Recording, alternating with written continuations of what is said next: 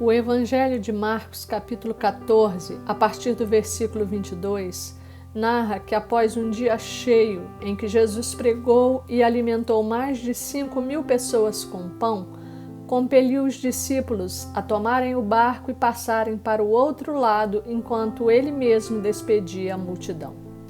A certa altura da noite, estando Jesus orando no monte, viu que os discípulos estavam em apuros no mar, porque uma tempestade se levantara. Então Jesus foi ter com eles, mas foi andando sobre o mar. Ao vê-lo, os discípulos ficaram aterrados de medo, achando que era um fantasma. Mas ele lhes disse: "Tende bom ânimo, sou eu, não temais." No verso 28 está escrito que Pedro respondeu: "Se és tu, Senhor, manda-me ir ter contigo por sobre as águas." Ao que Jesus lhe disse: "Vem." E Pedro, descendo do barco, andou por sobre as águas e foi ter com Jesus. Reparando, porém, na força do vento, teve medo e, começando a submergir, gritou: "Salva-me, Senhor!" E prontamente Jesus, estendendo a mão, tomou-o e lhe disse: "Homem de pequena fé, por que duvidaste?" Subindo ambos para o barco, cessou o vento. Essa passagem é muito conhecida e todos com certeza a conhecem.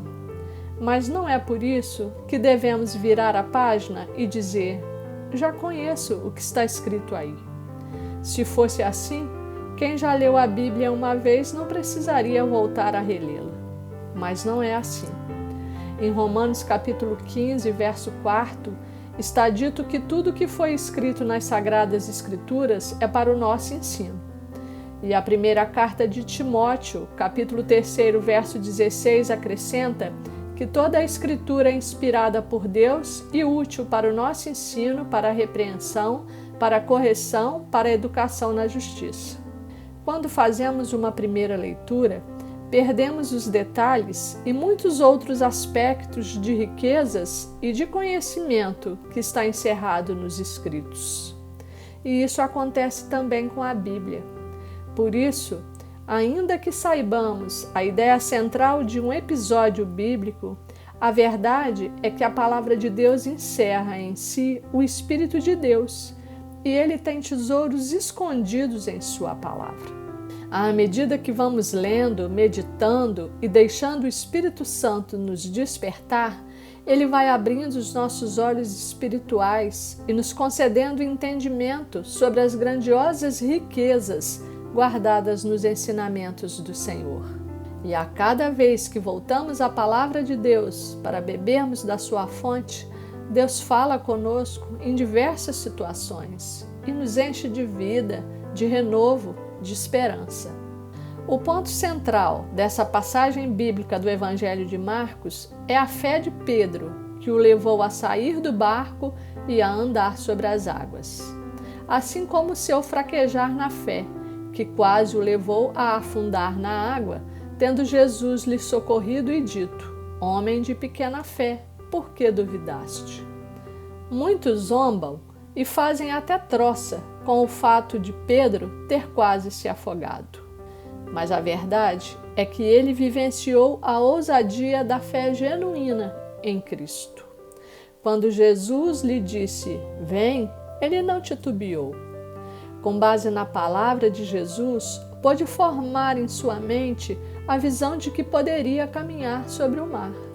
E porque com os olhos da fé ele viu isso, e também porque estava afiançado em Jesus, que ele sabia ser o Filho de Deus, saiu do barco e foi. E conseguiu andar sobre as ondas, ainda que a sua fé tenha durado por pouco tempo. E a Bíblia diz que Pedro só começou a submergir porque tirou o foco e a atenção da palavra de Jesus e colocou seus olhos nos ventos turbulentos. Quando passou a reparar na força do vento, sua mente foi atingida pelo medo. Falando sobre a fé, Paulo ensina na carta aos Romanos, capítulo 12, verso 3, que todos a receberam segundo a medida da fé que Deus repartiu a cada um. Então não existe isso de que alguém não tem fé, porque todos receberam a mesma medida de fé da parte do Senhor.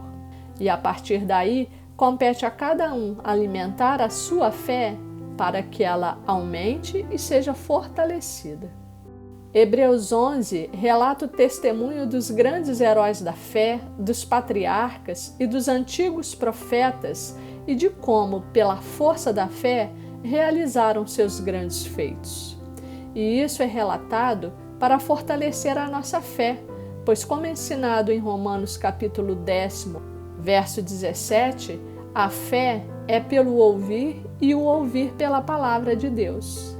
E para ouvir a palavra de Deus é preciso se debruçar sobre a Bíblia e meditar sobre a palavra de Deus, ouvir pregações e se dedicar à leitura de livros que ajudem na instrução e no entendimento da palavra e sobre os grandes feitos de Deus. Sobretudo, é preciso acreditar que as promessas de Deus contidas nas Sagradas Escrituras são verdadeiras e que são destinadas a todo aquele que crê. E deixar que a palavra de Deus entre no seu coração, que na verdade corresponde à sua mente. Que finque raízes em seu interior e que cresça e frutifique ao ponto de transformar o seu entendimento e a sua vida. Veja o que está escrito em Hebreus capítulo 11, verso 1. Ora, a fé é a certeza de coisas que se esperam, a convicção de fatos que se não veem. Verso 3.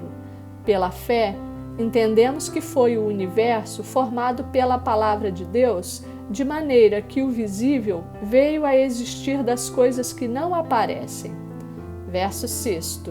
De fato, sem fé é impossível agradar a Deus, porquanto é necessário que aquele que se aproxima de Deus creia que Ele existe e que se torna galardoador dos que o buscam.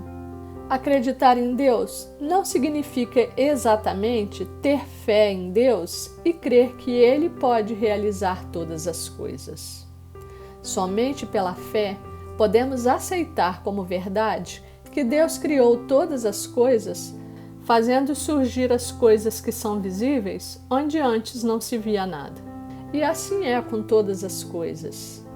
Aproximemo-nos do Senhor e, confiando nele e na sua palavra, comecemos a desenvolver e a fortalecer a nossa fé. Se está pedindo algo ao Senhor, creia sem colocar sombra de dúvida em seu coração que Deus é poderoso para te conceder. Tenha a certeza de que esse pedido é justo e que será atendido. Pelos olhos da fé, forme em sua mente a visão de que já recebeu o que pediu.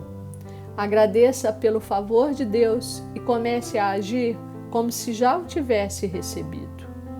Essa é a fé que agrada a Deus, daquele que se aproxima dele, crendo que ele existe e que recompensa os que o buscam de todo o coração e de toda a sua alma.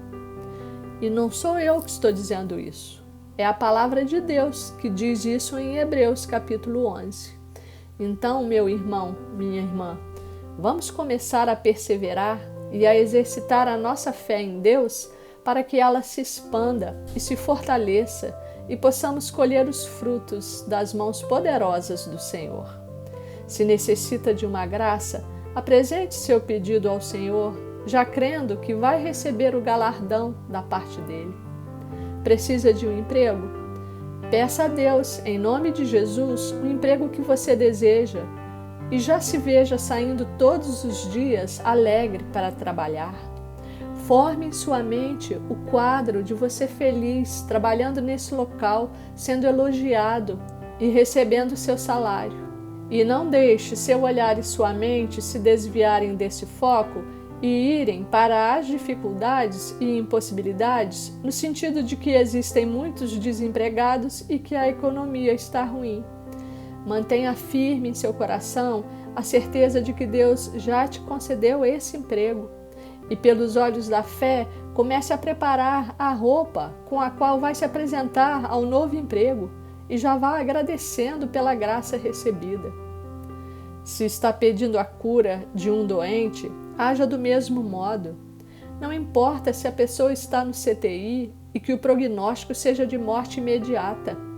A palavra nos assegura que nosso Deus tem poder para todas as coisas e sobre todas as coisas, que Ele traz à existência o que não existe, tal qual ocorreu no princípio, quando criou do nada todas as coisas.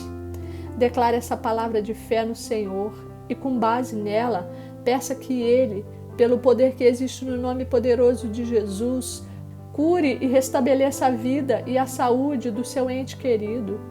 E como criança, sinta alegria e gratidão no coração pelo presente recebido. Pelos olhos da fé, veja na sua mente a pessoa saindo do CTI para o quarto, ela saindo recuperada do hospital e chegando feliz de volta para casa. Já separe a roupa que ele vai usar para sair do hospital e prepare o quarto para quando ele chegar. E apesar das dificuldades, seja perseverante no exercício da fé em Deus. É que os ventos turbulentos da incredulidade tentam invadir a nossa mente o tempo todo, para desviar os nossos olhos para a realidade do que é visível. Foi isso que aconteceu com Pedro. Sua fé, antes firme e forte, foi logo enfraquecida pela percepção da realidade que o cercava, e por isso teve medo e veio a afundar. Minha oração é para que o Eterno Pai nos faça vigilantes, que não nos deixe desanimar nem nossa fé fraquejar. Que sua sabedoria nos oriente a buscar na sua palavra a seiva que alimenta, sustenta e fortalece a nossa fé, para que ela seja agradável ao Senhor, de modo a atrair o seu galardão e a sua recompensa, que são guardados para aqueles que assim o buscam. Amém.